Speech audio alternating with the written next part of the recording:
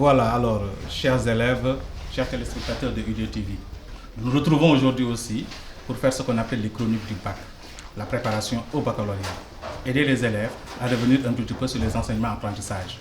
Nous l'avons fait la dernière fois avec l'histoire-géographie, nous le faisons maintenant avec le français.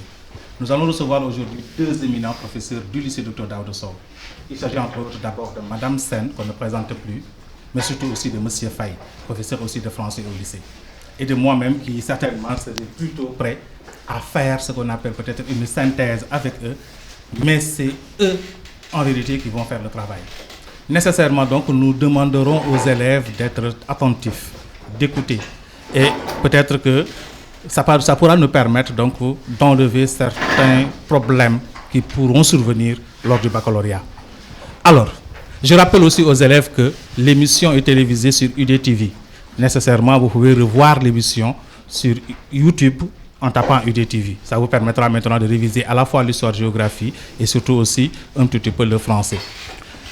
Les professeurs qui sont ici vont s'intéresser maintenant d'abord sur la technique, parce que ce sont les techniques qui intéressent le plus, parce que nous allons nous appliquer sur les techniques pour pouvoir travailler au baccalauréat.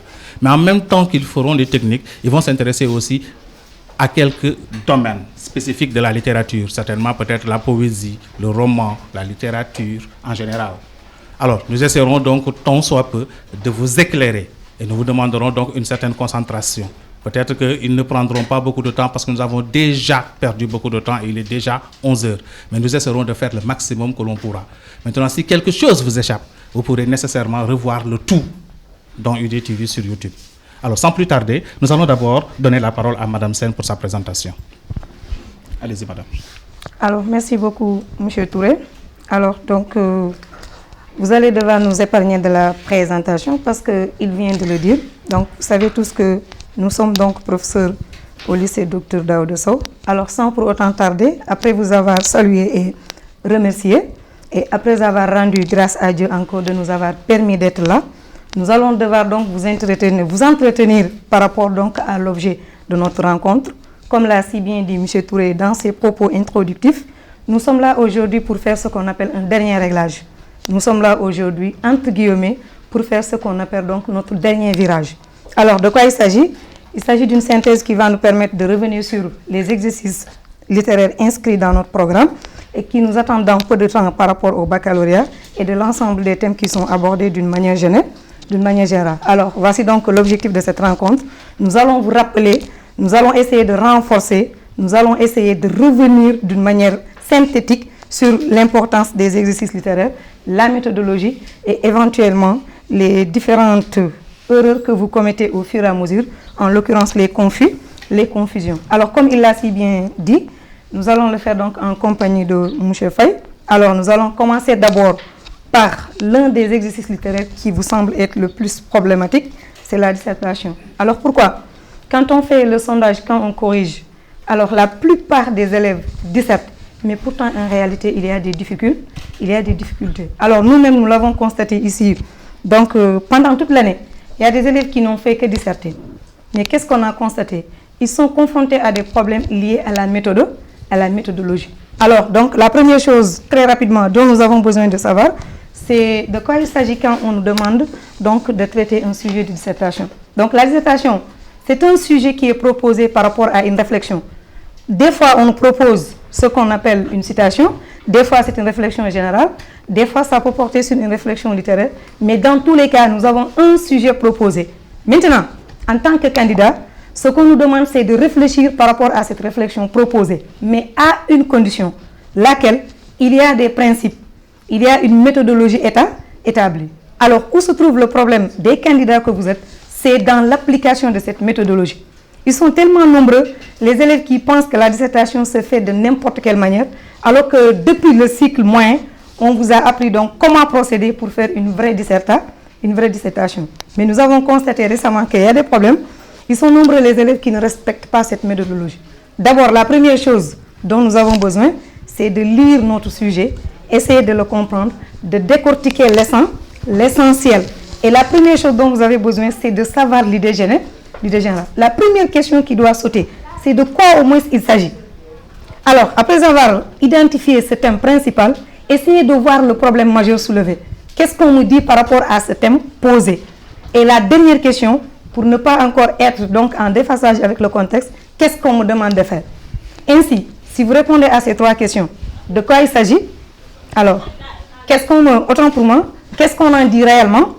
Et qu'est-ce qu'on me demande de faire? Si vous récapitulez ces 3 questions, presque vous avez les 3 sous-parties de l'introduction qui peuvent correspondre à ce que vous appelez amener le sujet, poser la problématique et annoncer le plan. Quand on amène le sujet, il faut essayer de délimiter ce sujet par rapport à son contexte. C'est à partir de ce moment maintenant qu'on va voir est-ce que le candidat maîtrise le contexte dans lequel il doit se déployer. Mais ce contexte dépend du sujet. Alors, il peut s'agir d'un contexte littéraire. Généralement, chez nous, c'est le contexte littéraire. Alors, des fois, on nous propose le cadre général, la ou bien on peut nous donner un exemple de courant littéraire, ou bien un exemple de genre littéraire. L'essentiel, c'est savoir s'inscrire dans ce même contexte pour pouvoir amener le sujet. Et malheureusement, qu'est-ce qu'on constate chez vous? Vous avez des définitions qui sont restées ancrées dans vos têtes, mais des fois qui ne collent pas avec le contexte et que vous voulez coûte que coûte balancer. Donc, la définition que vous allez proposer va dépendre de la définition du contexte de votre sujet, parce qu'on a dit amener le sujet égale délimitation du sujet. En termes élémentaires, on pourrait dire une sorte de présentation du sujet. Alors, ce n'est pas tout ce que vous avez en tête parlant du roman qui va vous permettre d'amener n'importe quel sujet portant sur le roman. Mais c'est là où on va comprendre est-ce que le candidat maîtrise non seulement son domaine, mais est-ce que le candidat peut faire une synthèse par rapport aux besoins de son sujet. C'est la raison pour laquelle ils sont nombreux, ces élèves qui font hors sujet à partir de cette première étape. Alors, nous allons insister sur cette étape. Pourquoi? Elle est extrêmement importante.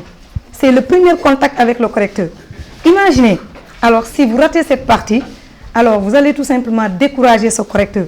D'où la nécessité, encore une fois de plus, de revoir cette partie, cette première partie de l'introduction qu'on appelle amener le sujet, qui va vous permettre de rester dans le contexte du sujet pour ne pas aller dans le sens de ce qu'on appelle hors sujet. Alors, ceci peut se faire de diverses manières. Ce que vous oubliez.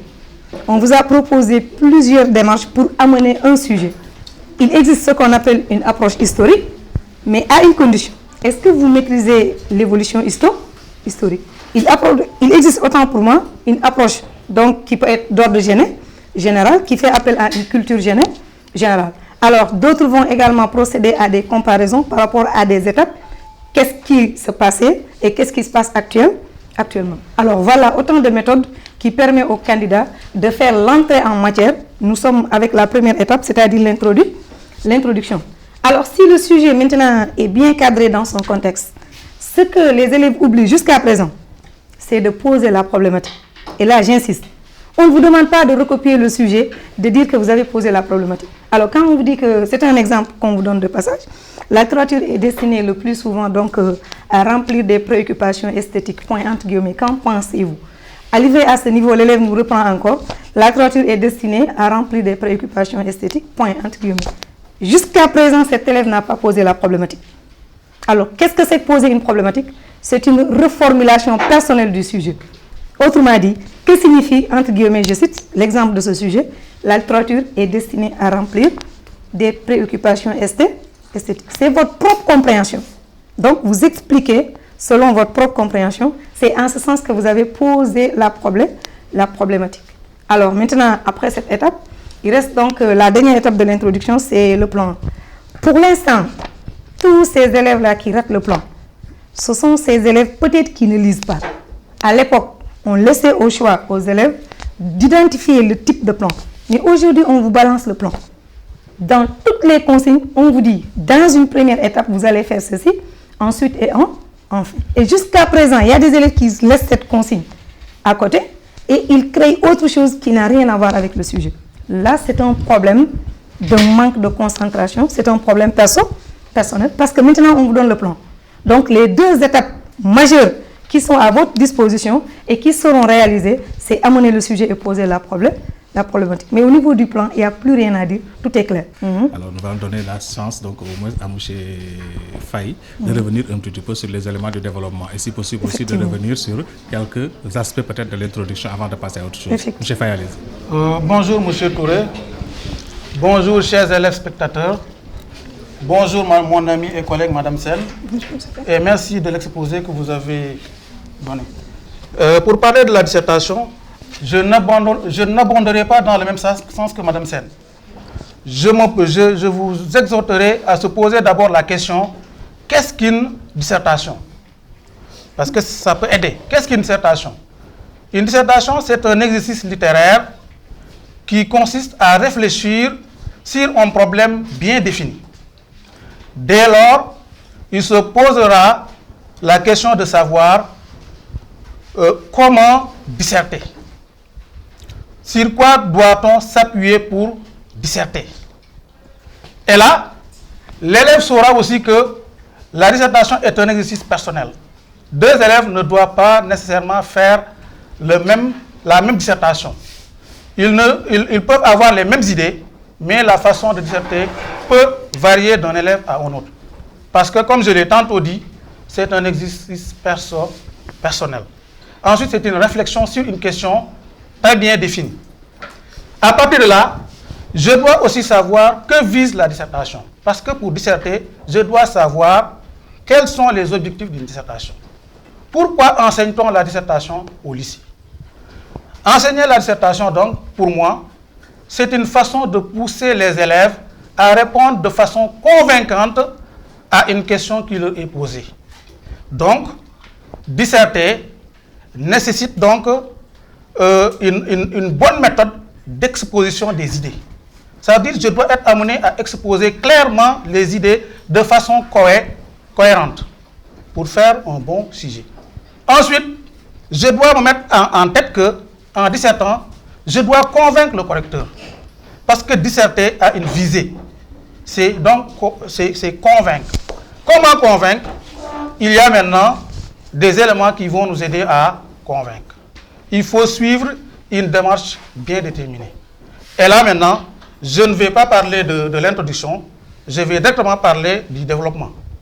Parce que, comme elle l'a très bien dit, elle a donné l'essentiel de ce qu'on peut faire en introduction.